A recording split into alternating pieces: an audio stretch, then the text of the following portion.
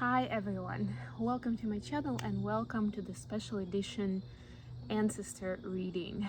I've been talking about it pretty much the entire October. Those of you who have gotten your horoscopes for this month, I also mention it a lot that the veil is very thin at this time, that the ancestors, the accessing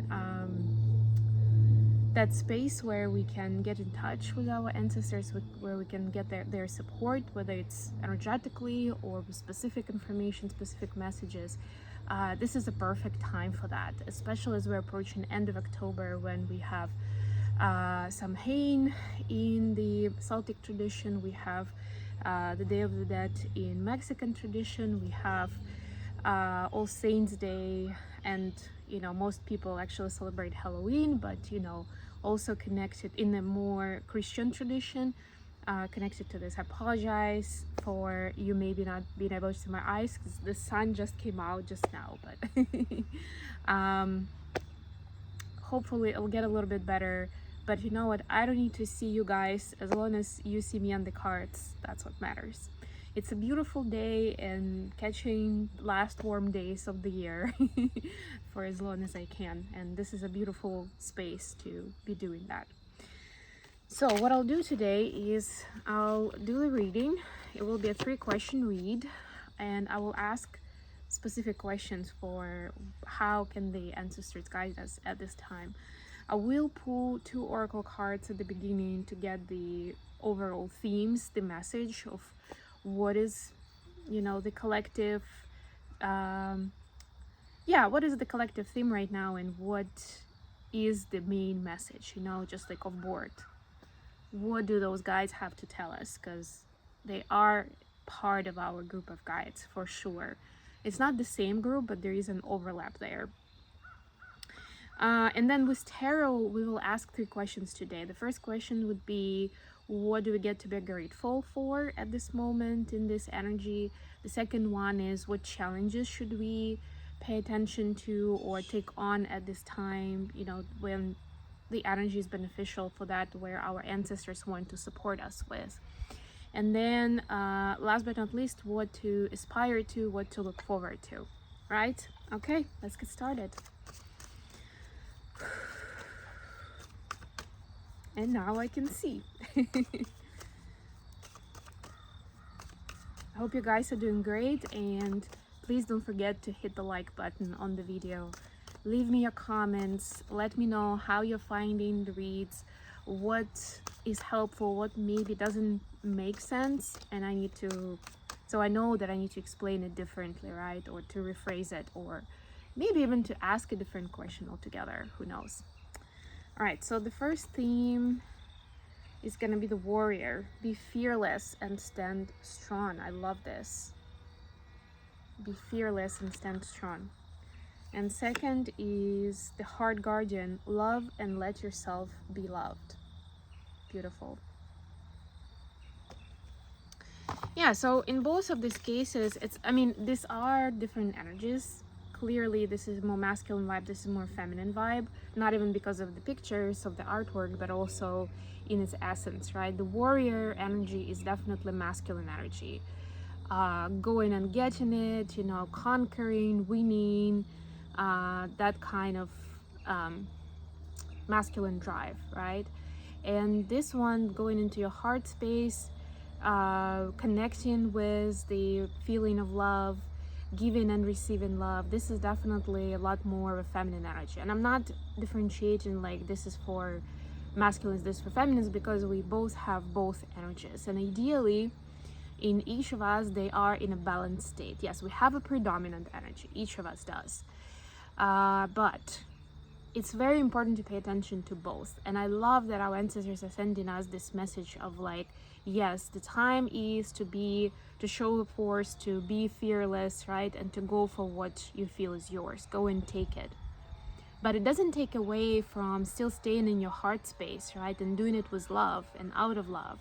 Not as a kind of a war idea of conquering at any expense, but rather doing it in a loving way towards anyone involved. That includes you, by the way, and that includes other people involved, and it's possible, right? And there's a big difference, of course, between when we're actually, consciously hurting someone, or the way that someone reacts to our actions. So let's not just get it all under the same umbrella, but be mindful of that.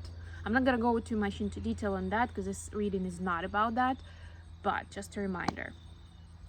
Okay, the deck I'm gonna use is the Steampunk Tarot. I've missed this deck, honestly, and it's like, I have a feeling that it's gonna be a great deck for this read. So the first question is, what do we get to be grateful about? What should we be grateful about at this time? Towards our ancestors and towards the universe, towards the divine, towards the higher power at this moment. Strength, look at that. I mean, I was just talking about it. And by the way, in the Strength card, there's definitely that harmonious combination of the strength and the softness. Look at this card specifically. The girl is actually helping the lion with his wound. This is nurturing energy. But anyway, Five of Swords. I'll lay out all the cards, then I'll proceed with the read. And King of Wands. The second question is, what are the challenges that we can take on right now where our ancestors are going to be helping us and guiding us? The Hermit, Four of Swords, and Ten of Cups. Love it. And then for the third question is what to look forward to, what to aspire to, before we can know. Page of Cups, the Moon, and Six of Wands. Nice. Bottom of the deck, Nine of Cups. So the question, first and foremost, that you should be asking right now, as you're even approaching this reading, is, what do I want? Right? What is it that I'm trying to build? I think I mentioned it in the last reading that in the coaching world, this is like one of the core questions, right? Because it's not just about discovery, it's like, that's a big part of it, right? But in the coaching world, it's also about making changes to your life, right? Like changing the quality of your life. And for that, it's not enough just to acknowledge this is what's happening, or these are the patterns that I have. It's important to understand what you actually want to build with it, or what is that vision that you have for your life. So ask yourself that.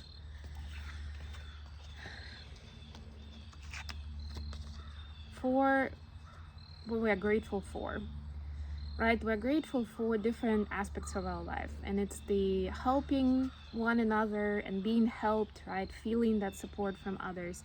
On the other hand, not feeling support from others when we expect it, right? Because that teaches us, first of all, to appreciate even more these moments of when this love is being given and provided in an honest way, right? And secondly, it also gives us more flavor to like how people can be driven in different ways, right? And also understanding better why some people choose to lie, to deceive, to trick, to manipulate, right? We also have the King of Wands here, where I feel like this is more than anything about our gifts, especially with the throne. Like in this deck, the king is standing behind the throne, right? And to me, this is like representing that the core is not even me as a king or queen.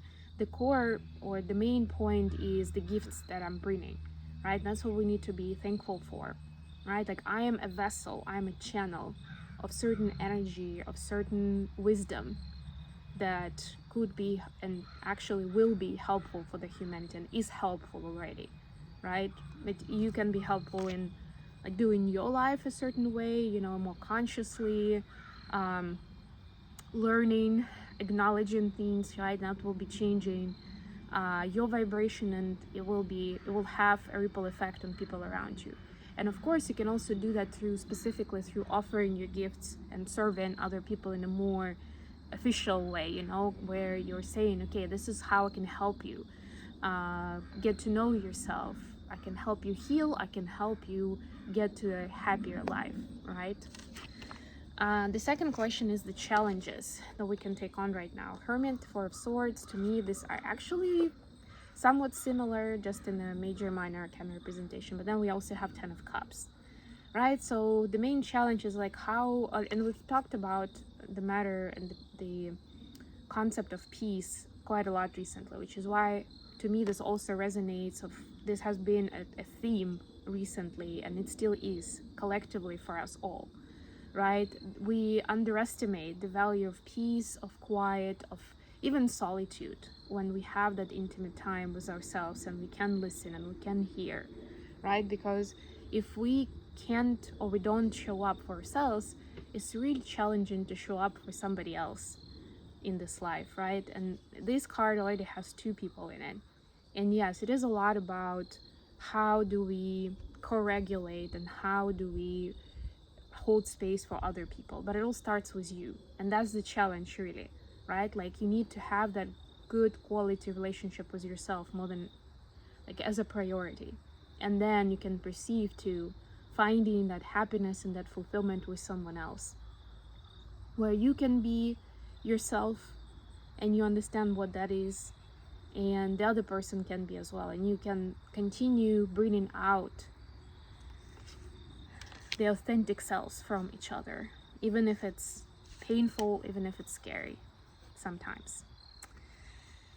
And finally, what do we have to aspire to look forward to? Page of Cups, the Moon, and Six of Wands. So the more, and this actually continues my story on vulnerability, the more vulnerable and authentic we get, the more we acknowledge our feelings and emotions about our reality, and we can't escape it. That's the nature of human life on planet Earth, right? Nobody is void from it. You know, we all have those, and it's very important to acknowledge and understand what they are, right? And not to feel guilt and shame for any of them, but accept all of them as they are, even if they are unpleasant, even if they are unpermissible, even if it's something that you don't really want to share with anyone else. And by the way, you don't have to 100% of the time, as long as you have the triggers honesty for yourself. And that, of course, brings then, so there's more opening for that. And full moon, for me, this is like a reminder of the full moon that's coming up in a little more than a week now. It's going to be full moon in Taurus, and we'll talk about it separately for sure. But that's going to be a very important discovery of what do you actually see for yourself in life, right? How do you connect the emotional fulfillment with the material world in front of you? And there is a connection. And we tend to go a little bit to the extreme one way or another. Some people focusing way too much on material things and status and titles, while others, especially in the spiritual world, go much of like, oh, this is like too earthly, like this is, you know, connected to, in Christianity maybe, like connected to sin, to be wanting all these things. Like, I'm beyond that. I'm all about my spirit. Well, are you really, right? Are you being truthful with yourself? Those kind of things, but where we can see, like the full moon is going to help us see where those connect and how they make sense together. They don't have to go against each other. You don't have to choose one or another. And then, of course, that results in a victory, which for you would be that answer, that solution of whatever your puzzle in life is, whether you're trying to make it work in a personal relationship with someone who you both know you have differences, you have, like, you're not necessarily each other's type, right? But there's also a strong connection. How do you make it work? Or it could be your lifestyle, right? Or some decisions around your career and business, right? How do I do XYZ while I still want to be doing ABC, right? How do those worlds collide, but not in a disaster, but actually in a harmonious way? So you'll get that vision, and that will feel victorious even before you implement it, right? But then as you implement it every day, that would be the feeling, the Six of Wands, like you've unlocked something important in this lifetime. All right, with all that said, I'm gonna leave it here. Thank you so much for joining me today, guys. I hope that you make the most out of this beautiful energy that we're in right now. And I might record a shorter video for just like the rituals and things that you can do to connect with your ancestors if you feel guided to do that. Please don't forget to like the video and subscribe to my channel, and until next time, bye.